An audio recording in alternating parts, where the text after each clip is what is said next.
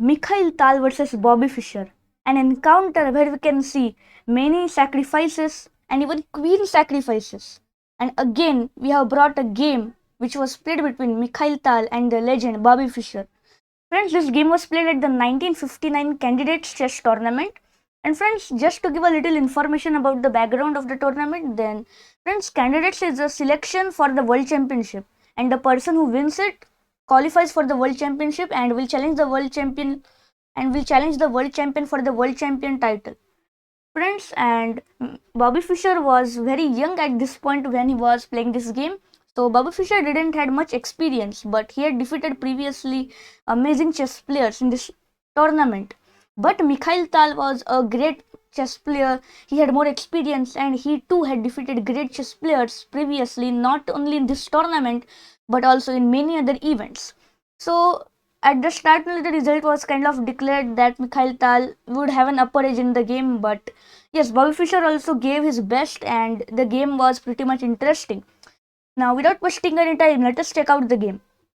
Friends, now we start off with the moves. The first move was played in the game was pawn to d4. Mikhail Tal started off with the queen's pawn opening.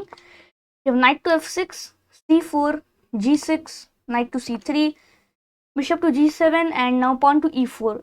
And now the game has been transported into the king's Indian defense, the normal variation with pawn to e4. Now white will try to keep the center closed and try to attack from the king side. So we see pawn to d6 and now bishop to e2. Now the plan is to put the bishop actively on this diagonal so that it can be needed in some future plans or to even give a sacrifice on the h5 square. You have castles, knight to f3 and now pawn to e5.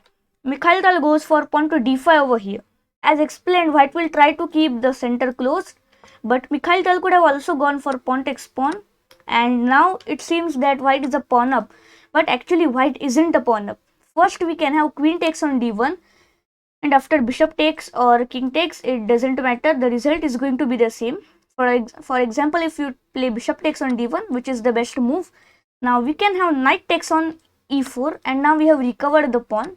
But when we capture the knight, and now we can see that the knight is at the center, but the knight is doing pretty much nothing, but the bishop is doing a lot of things, attacking on the b2 pawn, and also both the bishops are just sleeping on their squares and just doing nothing. The knight alone can't do anything at the center, so at this moment now black doesn't need to be afraid of this knight, and this would be a good position for black. So yes, Mikhail didn't go for this, and instead he went for pawn to d5 over here, which was a wise choice from my opinion.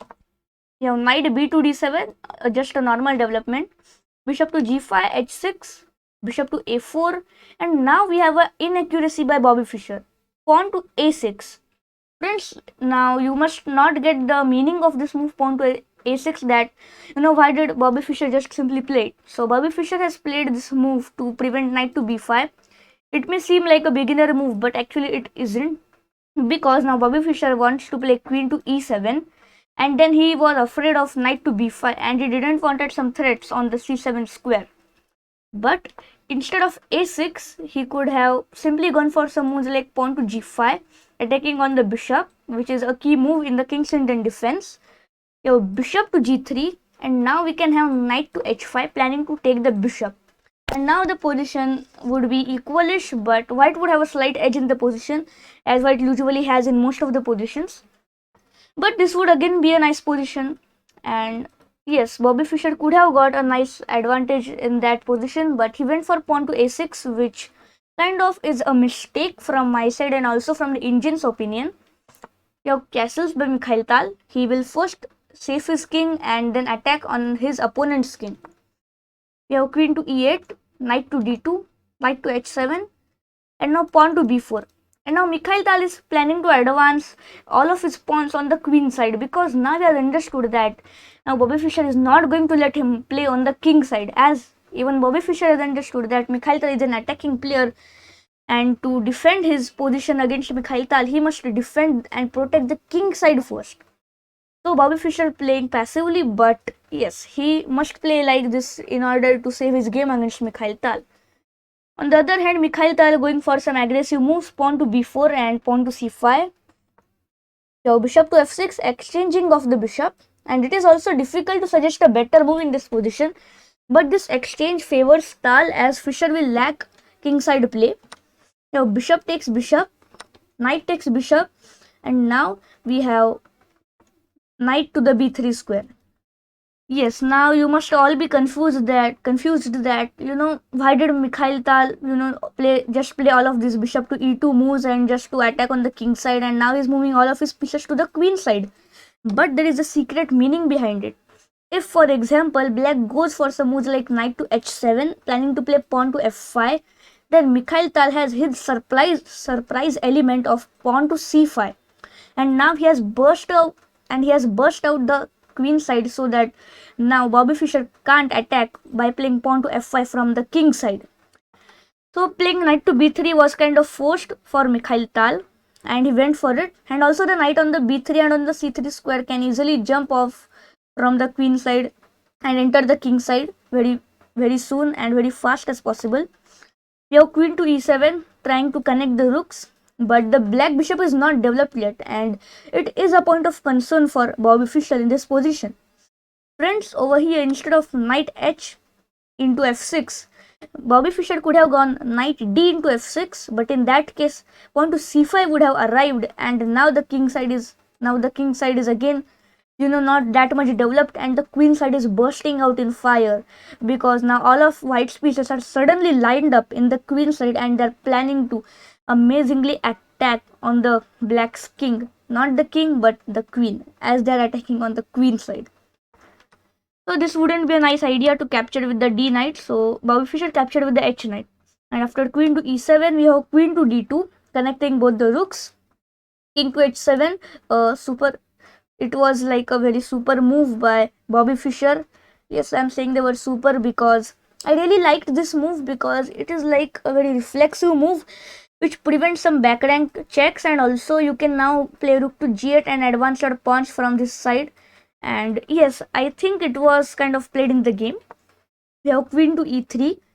Now the queen is being advanced, and now friends, Mikhail Tal has realized that there is a big disadvantage in black's position, which is the h6 pawn, and not to mention the queen on the d2 square had come to attack on the h6 pawn, and that's why the king had came onto the h7 square. And now the h7 pawn can be bursted out open by rook takes on h6 or queen takes on h6, for which Mikhail Tal is eagerly waiting for. We have knight to g8, the knight goes back, planning to play pawn to f5, which Mikhail Tal allows by playing pawn to c5, and now we have pawn to f5. You can't take over here, because now we can have b takes on c5, everything is just lined up, and now we can have rook a to d1. Now the pawn to f4 push is going to come very soon, and you really don't have a great position, and you really don't want to play in this position against Mikhail Tal.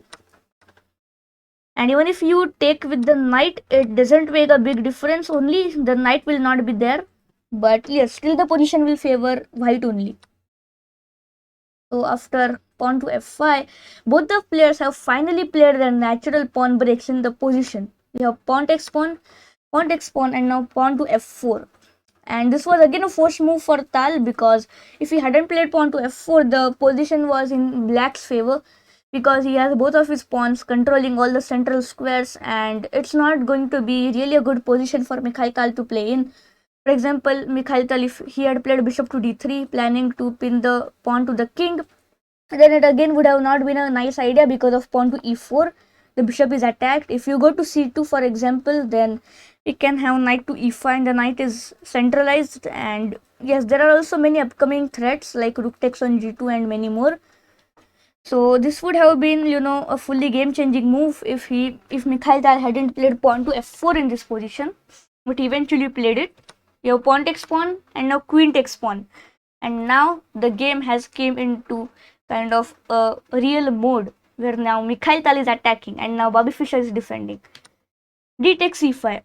A quite greedy choice from Bobby Fischer. Tal didn't really consider this, as he had so many attractive options available. He played bishop to d3 in this position, building some pressure on the f pawn, and I think that the f pawn is going to fall up very soon. So pawn takes pawn, and now Mikhail Tal has sacrificed a pawn. Not really, as he is going to take the f5 pawn very soon. We have rook a to e1. First, Mikhail Tal brings all of his pieces into action, and then he is going to start the movie.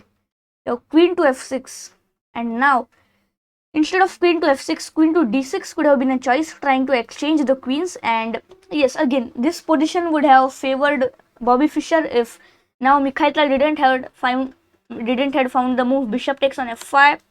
But again, after this move, king to h8, the king looks kind of exposed. We have queen to d4 check, but at least black had some defending options available in this position.